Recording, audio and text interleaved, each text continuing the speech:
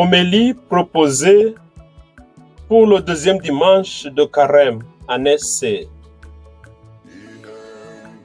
Thème: Montons à la montagne du Seigneur. Bien-aimés, en ce deuxième dimanche de Carême, les lectures nous présentent le Carême comme un cheminement de foi, un temps où Dieu nous demande de quitter le lieu habituel, un moment où Dieu nous invite à faire une ascension spirituelle pour une expérience de transformation. Dans la tradition biblique en général, la montagne, en raison de sa proximité avec le ciel, est considérée comme un lieu proche de Dieu où il descend à la rencontre des hommes. En bref, la montagne était un lieu de rendez-vous entre Dieu et Moïse, Élie et beaucoup d'autres saintes figures dans l'Écriture sainte. Un lieu de rencontre et de manifestation divine. Aujourd'hui, Jésus, par sa transfiguration au sommet de la montagne, rejoint ce groupe. Premier point, pourquoi la transfiguration? Pour comprendre pourquoi la transfiguration était nécessaire, commençons par la première lecture. Après la promesse d'une postérité innombrable dans les chapitres 12 et 13 du livre de la Genèse, alors que sa femme était déjà déclarée stérile au chapitre 11 du même livre. Aujourd'hui, dans la première lecture du chapitre 15 de la Genèse, Abraham remet en question ses promesses et exige une garantie de la part de Dieu.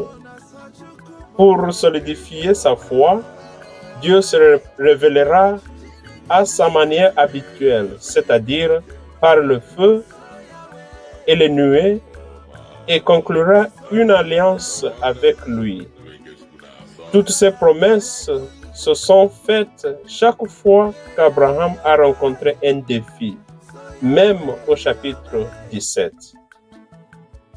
Cette expérience est semblable à celle des apôtres aboutissant à la transfiguration de Jésus.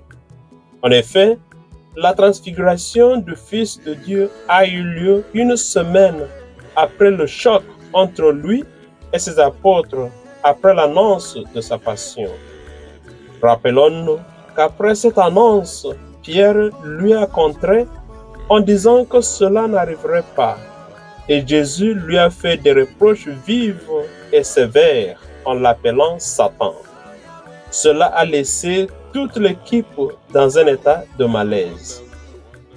Selon les synoptiques, la transfiguration est l'événement qui a suivi directement 6 jours ou une semaine plus tard. En ce sens, la transfiguration est présentée comme un événement destiné fondamentalement à renforcer la foi des apôtres. Deuxième point, Dieu nous invite à son intimité. Oui, Abraham et les apôtres ont connu le stress et le découragement qui ont conduit au doute et à l'agitation intérieure. Ce sont des réalités inévitables dont nous pouvons faire l'expérience aujourd'hui dans notre cheminement de foi. Comme Abraham, veillant sur les cadavres en vue de l'alliance, le carême est une période où Dieu veut que nous renouvelions notre éveil spirituel, alors que nous nous préparons à commémorer l'alliance qu'il a conclue avec nous le vendredi saint par le sang de son Fils Jésus. Comme les apôtres, Jésus veut nous éloigner du domaine commun pour une expérience fortifiante et inhabituelle pour dissiper nos doutes afin que nous puissions écouter Dieu qui murmure à nos oreilles. Celui-ci est mon Fils bien-aimé, écoutez-le. Et pour que nous le découvrions dans les Saintes Écritures, c'est-à-dire les lois et les prophètes représentés par Moïse et Élie. La transfiguration aurait pu avoir lieu n'importe où, dans la plaine, et même avec les 12 apôtres. Cependant, les révélations intimes nécessitent des lieux intimes et des personnes intimes. Jésus nous invite à son intimité. Nous avons lu comment Jésus a combattu le diable dimanche dernier en utilisant les Écritures. On ne peut pas bien servir Dieu si l'on ignore sa parole. L'Église nous invite à écouter Dieu qui nous parle dans les Saintes Écritures. Troisième point, montons à la montagne. Chers frères et sœurs, le Seigneur nous invite à quitter le niveau ordinaire, c'est-à-dire la plaine, pour un niveau supérieur, c'est-à-dire la montagne, afin de contempler sa gloire.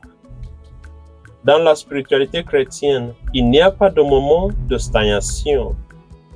Votre spiritualité augmente ou diminue.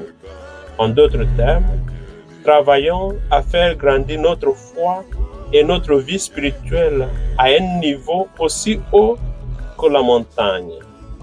Celui qui décide de gravir la montagne doit faire beaucoup d'efforts, quitter tout le désordre pour devenir léger. Sinon, il n'atteindra pas le sommet. Cela signifie que grandir notre vie spirituelle ne serait pas facile. Et c'est pourquoi le carême insiste sur la mortification, la prière, la discipline, la persévérance, le défi de soi, l'abstinence, la croix, la pénitence et le partage, etc. Nous sommes rassurés qu'après ce dur labeur, une fois au sommet de la montagne, l'ultime rencontre, c'est-à-dire la transfiguration, et notre transformation auront lieu. Si Jésus a été transfiguré, les apôtres ont été transformés. Si nous acceptons de monter avec le Seigneur pendant ce carême, si nous acceptons d'avancer spirituellement et concrètement dans l'obéissance à la voix du Seigneur, si les exigences du carême sont bien vécues, nous résisterons avec le Seigneur le dimanche de Pâques et le dernier jour. Dieu, fais-nous revenir, que ton visage brille sur nous et nous serons sauvés. Bien-aimés, écoutons-le, prenons le croix, partons à sa suite.